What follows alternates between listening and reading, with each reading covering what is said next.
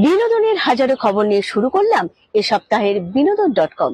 বাংলা ছবি academy of fine arts এর trailer লঞ্চের সমস্ত খবর দিয়ে সাজানো এবারকার কোথায় কি যা দিয়ে শুরু এবারকার বিনোদন.com। পরে টলিবলির হটিনটি খবর জানতে চোখ রাখুন আমাদের বিনোদনের টুকটাকে।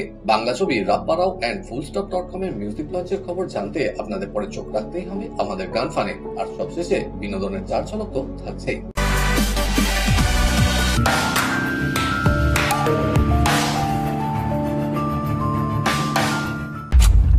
নমস্কার, আজ আমি আপনাদের একটা বিজনেস প্রপোজাল দিতে এসেছি। আপনাদের চুরি করতে হবে ম্যাকগাফিন, যার দাম 20 কোটি টাকা। ক্রিমিনাল যদি আর্টিস্ট হয়, ক্রাইম তবে আর্ট। হ্যাঁ, এই প্রজন্মের তরুণ পরিচালক জয়ব্রত দাসের প্রথম ছবির মাধ্যমে বড় পর্দায় অনেকদিন পর পাল্প অ্যাকশন থ্রিলার। দীর্ঘ প্রতীক্ষার পর আগামী 14ই নভেম্বর শিশু দিবসে মুক্তি পেতে চলেছে the academy of fine arts. মুখ্য ভূমিকায় রুদ্রনীল ঘোষ, সৌরভ দাস, পায়েল সরকার, ঋষভ বসু, রাহুল অরুণোদয় ব্যানার্জি, অনুরাধা মুখার্জি, সুদীপ মুখার্জি, অনিন্দ পুলক ব্যানার্জি প্রমুখ। সারপ্রাইজ!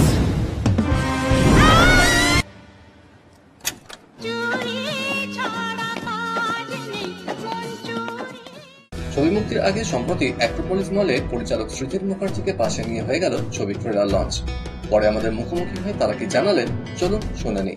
ক্রাইম থ্রিলার বলতে আমরা মূলত এটা বুঝি, ক্রাইম থ্রিলার মানে খুব সিরিয়াস টোনের ছবি হবে এবং সেখানে হাসি ঠাট্টা মজার কোনো জায়গা থাকবে না। তো এই জায়গাটাতে আমরা জনরা বেন্ডিং করতে চেয়েছি, থ্রিলার অ্যান্ড কমেডি একসাথে যাতে হতে পারে সেই জনরা বেন্ডিং এ ট্রাই করেছি আমরা এই ছবি।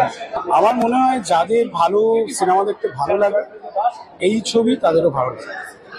এই গল্পের আঙ্গিক যে কথা বলে, অপরাধ সূক্ষ্মতম একটা শিল্পের জায়গায় চলে গেছে এবং বেশ কিছু অপরাধী মিলে কিছু কাণ্ড কারখানা ঘটিয়েছে। লোভ বলতে পারেন, হিংসা বলতে পারেন, নিজেকে অনেক বেশি গুরুত্ব দেওয়া হতে পারে, অন্য থেকে ভালো থাকবে হতে পারে। এই যে ঘটনা ঘটিয়েছে তা নিয়ে গল্প তৈরি করেছেন পরিচালক জয়ব্রত দাস। তার এটা প্রথম ছবি। যাদের দুর্বল চিত্ত নয়, যারা হার্ডকোর ফাইট, রক্তপাত ইত্যাদি জিনিস দেখতে পছন্দ করেন, পাল্প ফিকশনে তৈরি এই সিনেমা, তারা অবশ্যই দেখবেন 14ই নভেম্বর শিশু দিবসের দিনে। একটা চরিত্রের মধ্যে ঢুকে করাটা সেটা চ্যালেঞ্জ বা কত কি আছে সেটা অতটা মাথা যায় না, বাট যেটা যায় হচ্ছে একদম সঠিকভাবে ফুটিয়ে তোলার একটা প্রচেষ্টা।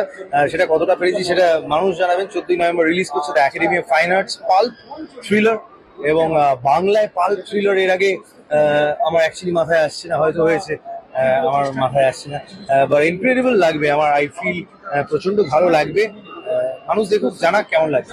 আমার কাছে এই চরিত্রটা ডেফিনেটলি একটা one of the most challenging চরিত্র হয়ে থাকবেই ইন টার্মস অফ এভরিথিং।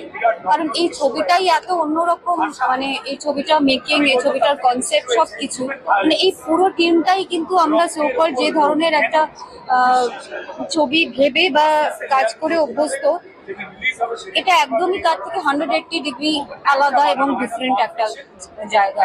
আমার মনে হয় বাংলায় আবার একটা নতুন হাওয়া আসতে চলেছে, একটা নতুন একঝাঁক প্রতিভাবান শিল্পী যারা SRFK এর মতন একটা ইনস্টিটিউশন থেকে পাস আউট, এবং তাদের সাথে আমরা কি বলবো, আমরা জাস্ট তাদের সাথে বয়ে গেছি আর কি। আমি বরাবরই ফাইন আর্টিস্ট, এখানে আরো ফাইনার একটা রূপ মানুষ আমার দেখতে পাবে, দর্শক দেখতে পাবে। এতদিন যা দেখে এসছে সবাই বলে, কিন্তু আমি বলছি এতদিন যা দেখে এসছে তার থেকেও বেশি কিছু দেখতে পাবে।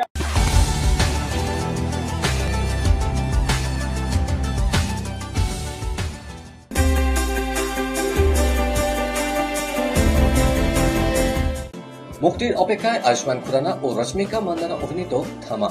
এই মুহূর্তে জোর কদমে এই ছবির প্রচার করছেন তারা। এর মাঝেই পরের ছবি কাজ শুরু করতে চলেছেন অভিনেতা। অভিনেত্রী সর্বরী ওয়াহকের সঙ্গে জুটি বেঁধে একটি সিনেমায় অভিনয় করার কথা রয়েছে আয়ুষ্মানের। সুরজ বারজাতিয়া পরিচালিত এই সিনেমাটি রোমান্টিক কমেডি ঘরানার। আরও একটি সিনেমা আয়ুষ্মানের হাতে রয়েছে, সেটি পতি পত্নী और वो। তেরে নাম ছবির সিকুয়েল তৈরি করতে চান প্রযোজক সাজিদ নাদিয়াদওয়ালা। মুখ্য চরিত্রে ফের ভাবা হচ্ছে সলমান খানকেই।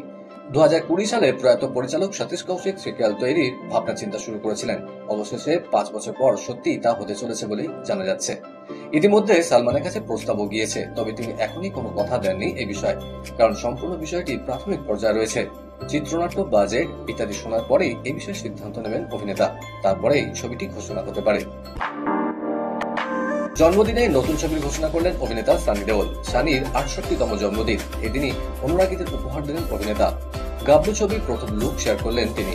শশাঙ্ক উদয়পুরকারের লেখা ও পরিচালিত এই ছবিটি মুক্তি পাবে আগামী বছর মার্চে। জন্মদিন উপলক্ষে রাত থেকেই অভিনেতার জন্য নানা আয়োজন করেছিলেন অনুরাগীরা। ভক্তদের সঙ্গে কেকও কাটেন সানি। সেই ছবি ও ভিডিও এদিন সমাজ মাধ্যমে শেয়ার করেছেন। সহ অভিনেতাদের পাশাপাশি তাকে শুভেচ্ছা জানিয়েছেন ভাই ববি দেওল। নমস্কার, বিনোদন.com এর প্রত্যেকটি দর্শককে জানাই তৃতীয় শুভেচ্ছা।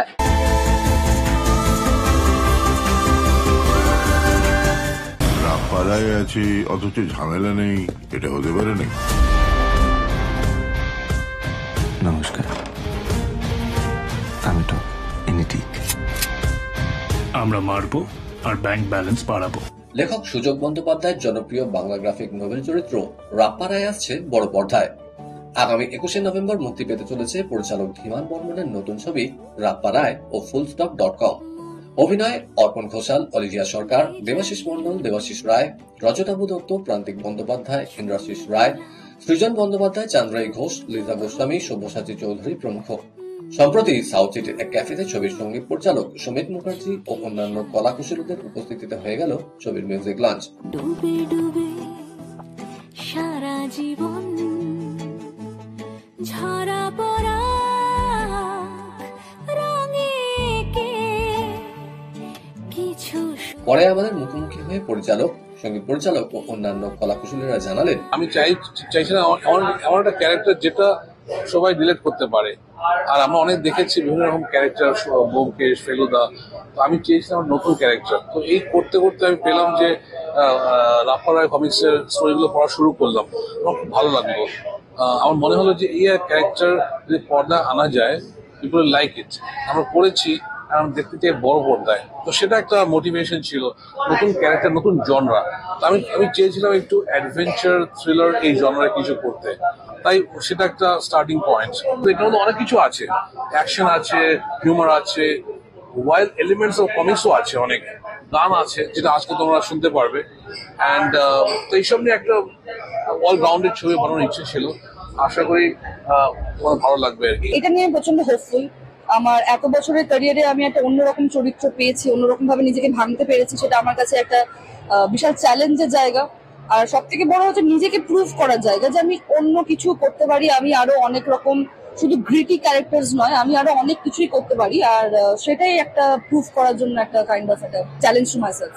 ডেফিনেটলি এরকম একটা ফিল্ম শুট করার জন্য আমি এরকম যেটা ফিল্ম শুট করতে পারবো এটা আমি এক্সপেক্ট করিনি, সত্যি কথা বলতে। কারণ আমাদের ইন্ডাস্ট্রিতে বা যেরকম ধরনের কাজ হয়, ইউজুয়ালি আমরা 10-15 দিনে র্যাপ আপ করে দিই, যতটা সম্ভব তাড়াতাড়ি শুটটা কমপ্লিট করার চেষ্টা করি। কারণ আমরা ফিনান্সিয়ালি আমাদের ইন্ডাস্ট্রি প্রচন্ড উইক। সেইটা যে ধরে ধরে বানানো হয়েছে, অ্যান্ড আমি যেই ছবিটার পার্ট, সেটার জন্য আমি প্রচন্ড খুশি। And it will be like a memory for me for a life time. Comic পড়ে কমিক্স যখন সুযোগ দা এটা লিখেছিলেন, আই থিঙ্ক একটা সার্টেন এজ কে টার্গেট করে লিখেছিলেন। একটা সার্টেন এজের বাচ্চারাই যেহেতু এই কমিক্সটা পড়ে, এই রাপ্পারায়, তো তাদের মধ্যে এটা খুব জনপ্রিয়। এইটা এখন যখন ছবিটা বানানো হয়েছে, তখন মোটামুটি অনেক লোককে টার্গেট করে বানানো হয়েছে, যাতে সব ধরনের এজের মানুষ যাতে এটাতে এন্টারটেইন হয়। ছবিটার সঙ্গে আমি প্রথম থেকেই যুক্ত, তো মানে ইনিশিয়েশন, মানে যখন কি স্ক্রিপ্টটা হবে সেই সময় থেকে যুক্ত, সেটা থাকার কথা। এই ছবিটাতে সেই সুযোগটা পেয়েছি আমি বলবো। তো সেখানে সেই সময় থেকে আমি এত অ্যাটাচড উইথ দ্য মুভি যে আমি ভুলে গেছি আজকে আমি মিউজিক। 3টে গান এই ছবিটাতে আছে। আর একটা গান যেটা হয়েছে সেটা বোধহয় নেক্সট সিকুয়েলে থাকবে। টাইটেল সংটা রাপ্পারায়ের ক্যারেক্টারটা কি সেটাকে বোঝানো হচ্ছে। তো সেটার একটা অন্য জনারের গান, যেটা কখনো বাংলা ছবিতে বা বাংলাতে হয়নি। এটা আমি একদম বুক ঠুকে বলতে পারি। এই গানটা ভীষণ ফ্রেশ, প্রচন্ড রোমান্টিক না, কিন্তু একটা ভালো লাগার একটা গান হয়। তো যে ভালোবাসার আগে যে একটা ভালো লাগার একটা স্টেপ হয়, সেই পর্যায়ের গান। অপূর্ব সুন্দর রিদম লিখেছে, অপূর্ব সুন্দর সুর, আমার গাইতে খুব ভালো লেগেছে।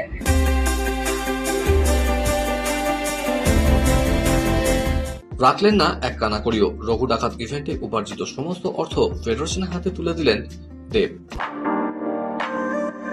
মালাইকা অরোরার জীবনে কি নতুন প্রেম? সমাজ মাধ্যমে এখন তুমুল জল্পনা তিনি নাকি হিরে ব্যবসায়ী হর্ষ মেহতার সঙ্গে সম্পর্কে রয়েছেন। আগামী 22 জানুয়ারি থেকে শুরু হতে চলেছে 49তম আন্তর্জাতিক কলকাতা বইমেলা। চলবে 3রা ফেব্রুয়ারি পর্যন্ত। এবারে বইমেলার ফোকাল থিম কান্ট্রি আর্জেন্টিনা। স্মৃতিদা বিশ্ব চ্যাম্পিয়ন হতেই চাকদা এক্সপ্রেস মুক্তির দাবি তুলেছেন নেটপাড়া। অনুষ্কা শর্মা অভিনীত ছবির কাজ শেষ হয়েছে 2023 সালেই। বিনোদনের খবর আজ এই পর্যন্ত। আবার আমাদের দেখা হবে আগামী সপ্তাহে ঠিক এই সময় এই চ্যানেলে। টাটা।